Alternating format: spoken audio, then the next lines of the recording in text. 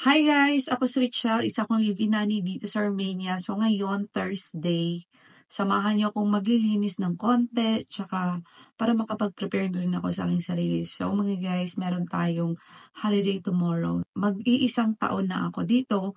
Yan yung aking gagamitin, yung 21 days na leave ko. Gagamitin ko po siya bukas, lahat na po yan. Roughly, yung balikan ko dito sa bahay namin is nasa June 31 na ako uuwi dito sa bahay namin. Tara, samahan niyo ako.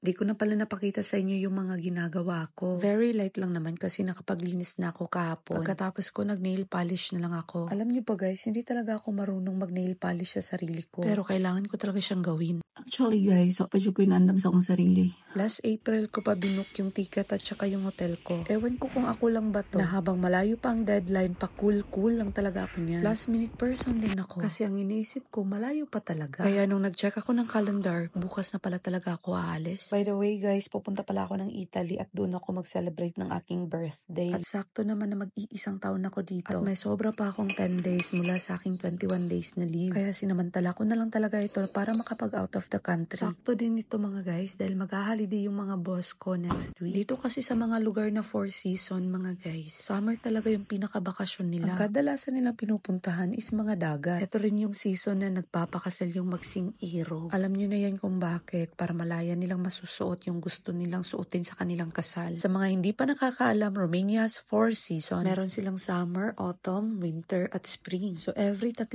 buwan nag-change ng season. So ngayon, June, July, August is summer. Iba yung summer dito sa Europe mga guys, managpaagid siya. Kaya yung mga dadalhin kong damit is mga breathable lang talaga. Bukod dyan, magagaan lang at dahil takot ako sa araw, nagdala na rin ako ng mga long sleeve. Huwag kayong mag-alala mga guys dahil mag-fit check tayo habang nandun tayo sa Italy. Ganito ako mag-impake pag nagbabakasyon. Tinutupi ko ng one set yung aking susutin sa isang araw. Tapos may extra akong underwear. Light traveler lang talaga ako guys. Yung short pala dyan, yung susutin natin papuntang airport para sa ating airport fit check. Susutin ko na rin siya pagbalik para hindi ako masyadong mabigat at iba naman yung tops na ipa-partner ko. By the way mga guys, mag-isa lang ako magta-travel but magmi-meet kami ng kapatid ng partner ko. Aside sa 2022 birthday celebration ko, isa din to sa pinakamagandang birthday celebration na gagawin ko. Madalas kasi hindi ako nagse-celebrate ng aking birthday. Kahit kaya ko na, pinipili ko pa rin maging practical. Pero ngayon iba naman to and I think I deserve something better. Kaya to you my very hardworking self, I love you very much. iPhone 16 Pro Max 1TB and trip to Italy is my birthday gift to you self. You are blessed, highly favored, and deeply loved. Salamat Lord. Aside sa tong OOTD mga guys, di dyan na to kalimtan ng atong hygiene essentials. Ako wag nang ginasulat akong mga dalunon niya. Akong gina-checkan kung nabutangan ako siya sa bag. And I hope nga wala na dyan nabilin. Ready na dyan kayo ako mga bitbiton. Ako na lang gidang kulang. Ang purpose na niya akong bag mga guys is pang summer outfit ra gid siya. I can't wait to meet you Italy!